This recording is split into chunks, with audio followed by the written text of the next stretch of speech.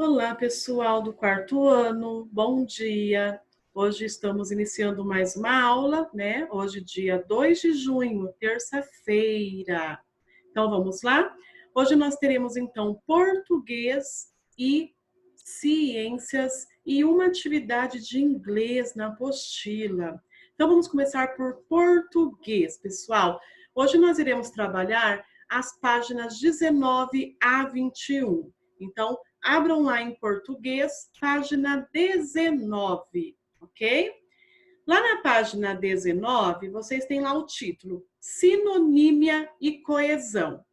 Primeiro vamos observar esse título, Sinonímia e Coesão. Sinonímia vem da palavra referente a sinônimo. E vamos relembrar, então, o que são sinônimos? Então, sinônimos são palavras que têm significados parecidos. As palavras são escritas diferente, mas o significado é o mesmo. Por exemplo, hoje eu estou feliz, hoje eu estou alegre, eu estou contente. Então, são palavras que apresentam o mesmo significado. Elas são escritas diferente, a grafia é diferente, mas o significado quer dizer o mesmo, é parecido, ok? E coesão, como nós já falamos, né? Coesão vem de coerência. Então, a sua frase, o seu texto, as suas orações têm que ter coerência. Então, as palavras têm que estar conjugadas certo, né? Então, isso é coesão. Ela tem que fazer sentido, ok? Então, vamos lá. Lá na página 19, vocês têm lá, leia o trecho de uma notícia sobre a presença de água na Lua. Então, vamos ler.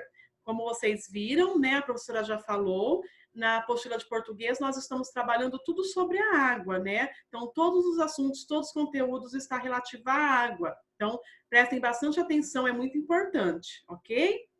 A maneira como Buzz Aldrin, segundo ser humano a pisar na Lua, descreveu sua superfície ficou famosa.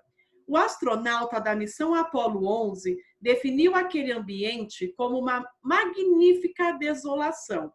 Mas o solo lunar não é tão estéril e pobre em recursos como sugere a primeira aparência.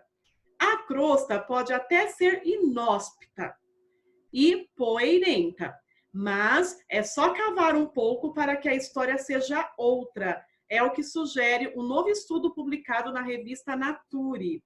A pesquisa indica que há muito mais água enterrada no manto de nosso satélite natural do que imaginávamos. Olha aí uma informação importante. Então vamos lá para a página 20. Vamos lá. Página 20. O que há em comum entre a notícia e o poema de Paulo Leminski? Então, nós vamos ver aqui, ó. Esse poema de Paulo Leminski é o poema que está lá na página 17. É um poema visual, né?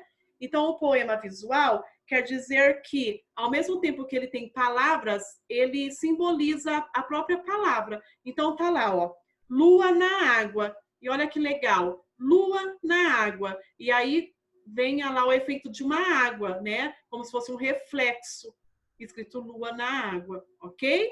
Então, esse é o poeminha visual de Paulo Leminski.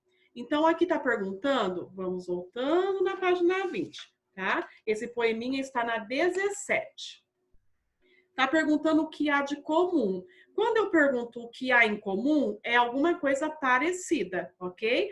Então, o que há de comum? Há em comum entre essa notícia que nós acabamos de ler na página 19 e o poema de Paulo Leminski. Então, o que tem em comum? É que tanto o poema lá do Paulo Leminski quanto essa notícia falam da água e da lua. Então, esse é o ponto em comum entre eles. Então, vocês vão escrever aí. Então, tanto no poema quanto na notícia, eles falam da água e da lua, ok? Letra B. Qual é a relação entre a lua e a água em cada um dos textos. Então, a relação entre lua e água em cada um dos textos. Então, vamos lá. Vamos começar pelo poema. Então, vocês vão escrever aí. No poema, o poema, ele descreve poeticamente, como se fosse uma poesia, tá? Ele descreve poeticamente o quê? O reflexo da lua aonde? Na água. Então, no poema, o autor, ele descreve poeticamente, né, o reflexo da lua na água, certo? E já na notícia, a notícia ela faz o quê? Ela divulga, né? Ela nos mostra, nos dá uma informação sobre a existência da água na lua. Então, no poema, o autor descreve poeticamente o reflexo da lua na água. E a notícia nos dá a informação da existência de água na lua. Olha, então ficou aí trocado, né? Então é isso que vocês vão escrever na letra B. Exercício 2. Releia o trecho da notícia e observe as palavras destacadas. Então tá lá. A maneira como Buzz Aldrin, segundo ser humano a pisar na Lua, descreveu sua superfície e ficou famosa. O astronauta da missão Apollo 11 definiu aquele ambiente como uma magnífica desolação. Mas o solo lunar não é tão estéril e pobre em recursos como sugere a primeira aparência. Então, 2, letra A. A qual superfície o texto se refere? A superfície lá, ó, tá até em negrito aí no trecho do texto. Descreveu sua superfície, ficou famosa. Então, a maneira como Buzz Aldrin descreveu a superfície ficou famosa. Então, essa palavra superfície se refere a quê? Ela se refere à Lua, tá? Ela se refere à superfície da Lua, ok? Letra B. Observe a definição da palavra superfície no dicionário. Então, lá no dicionário, olha as palavrinhas que aparecem em relação à superfície. Tem lá superficial, que é referente à superfície, pouco profundo, sem profundidade, sem seriedade, leviano. Depois eu tenho superfície, que significa a extensão de uma área limitada. A parte externa dos corpos é uma aparência, um aspecto exterior, características diretamente observáveis de algo ou alguém, de uma situação. Depois nós temos lá a definição da palavra superfluidez, que propriedade que o hélio líquido apresenta de em temperaturas muito baixas, sua viscosidade tornar-se praticamente nula. E depois nós temos aí supérfluo. O que é supérfluo? Disse de ou o que é demais ou inútil por excesso. Então, todas as vezes que eu falar, isso daí é uma coisa supérflua, quer dizer que ela não tem tanta necessidade, ela é praticamente inútil, né? Então, é isso que é supérfluo, ok? Então, vamos lá na letra B. Qual é a acepção que melhor define a palavra superfície citada na notícia? Se lá está falando da superfície da Lua, qual dessas alternativas se adequada melhor à interpretação de superfície lá no texto? Vai ser a superficial. Então, a palavra que melhor define superfície, de acordo com a notícia, é a número 1, a palavra aí número 1, que é superficial, ok? A expressão solo lunar pode ser considerada equivalente à palavra superfície ou ela é oposta à palavra superfície? Então, quando eu falo solo lunar, quer dizer o quê? O chão lá na Lua, né? Então, ela é equivalente à palavra superfície, porque a palavra superfície está falando aí, é a parte exterior, né? O que nós observamos, conseguimos observar, é o que nós vemos, ok? Letra D, tá lá. Converse com os colegas e o professor e responda como nós estamos, né? Cada um na sua casa. Então, nós vamos fazer juntos agora.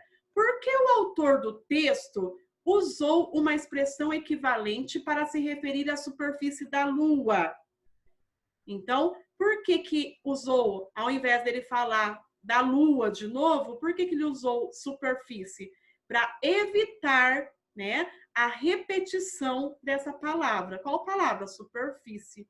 Por isso que, para evitar falar de lua de novo, ele usou a palavra superfície. Então, aí as palavras sinônimas que são parecidas, então aí está o uso importante delas. É para evitar repetições, para não ficar, né, repetitivo, ficar repetindo a mesma palavra. Então, isso facilita. Então, por que o autor usou uma expressão? Então, essa expressão, em relação para se referir à superfície da Lua, então, para evitar a repetição da palavra superfície. 3. Observe esta frase retirada da notícia. O astronauta da missão Apollo 11 definiu aquele ambiente como uma magnífica desolação. Então, tá lá. Reescreva a frase substituindo a palavra magnífica por um sinônimo. Então, vocês vão escrever a frase completa. Simplesmente vamos trocar quando chegar lá na palavra magnífica. Então, vai ficar assim. O astronauta da missão Apollo 11 definiu aquele ambiente como uma. Aí vamos trocar. Nós não iremos colocar magnífica. Que palavra que eu posso colocar no lugar de magnífica? Eu posso colocar maravilhosa, eu posso colocar espantosa, eu posso colocar estupenda. Então, se vocês forem lá no dicionário, procurem lá a palavra magnífica. E aí vocês podem trocar por uma dessas palavrinhas. Ou outra palavra que queira dizer a mesma coisa, de magnífica, tá? Então, podem procurar no dicionário. Ou podem utilizar uma dessas que a professora acabou de falar. Então, por exemplo, faz de conta que eu vou deixar maravilhosa, tá? Então, vai ficar o astronauta da missão Apollo 11 definiu aquele ambiente como uma maravilhosa desolação. Então, ficaria assim a minha frase, ok? Então, vocês vão substituir a palavra magnificar, certo? Então, vamos lá. Em um texto, o uso de sinônimos para se referir a um termo já dito, além de evitar a repetição, ele permite a continuidade do tema. Para evitar a repetição, é possível substituir uma palavra por uma expressão equivalente, contribuindo para o autor do texto apresentar mais informações. Observe, na Lua há muito mais água do que se imagina. Pesquisadores realizaram essa descoberta analisando a crosta do único satélite da Terra. A expressão único satélite da Terra refere-se à palavra Lua. Seu uso evita a repetição e também fornece mais informações ao leitor, que fica ciente de que a Lua é o único satélite da Terra. 4. Releia o trecho da notícia presente na questão 1. Que expressão pode ser usada para substituir a palavra lua? Então, lá na questão 1, vocês têm lá o trecho do texto, certo? Que a gente leu no início da aula. Então, que palavra podemos usar para substituir a palavra lua? Nós podemos usar, porque lá foi usado superfície, né? E nós podemos usar o quê? Satélite natural. Então, essa é a palavra que nós podemos usar para substituir a palavra lua, segundo o trecho lá do texto. Ok? Então, pessoal, prestem bastante atenção. Lembrando, sinônimos são palavras que têm significados parecidos. As palavras têm grafias, têm escritas diferentes, mas os significados são parecidos. Praticamente quer dizer a mesma coisa, certo? Então, agora vamos lá para a nossa aula de ênsias.